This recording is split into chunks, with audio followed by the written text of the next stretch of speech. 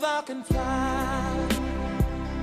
I believe I can touch. The Me Too movement might have finally caught up with one of the world's most legendary R&B singers. Inside of me. For 2 decades, rumors have swirled about R. Kelly's entourage, said to be made up in part of young women and underage girls who attend recording sessions held in this studio and at another in Atlanta.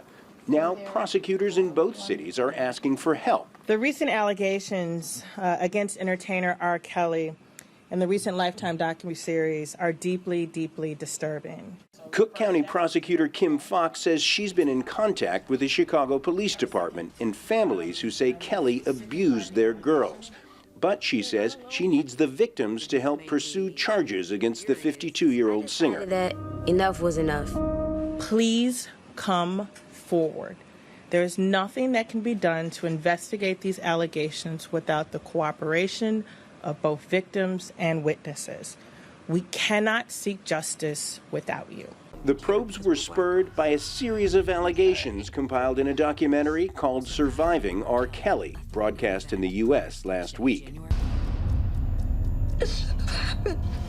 The 6-part documentary explores the cult-like following of R. Kelly and allegations of physical, sexual, and emotional abuse of young women and underage girls by the singer.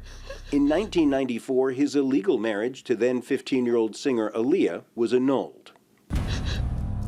God, I can't take another day. I can't do this anymore. It's a theme Kelly alludes to in his music. This is one of the studios where R. Kelly is alleged to have held women in a sex cult. His representatives say that any women who lived with him did so voluntarily. He has denied allegations of abuse, but he hasn't spoken out since the documentary came out on January 3rd. Now, prosecutors hope to get him to do just that under oath.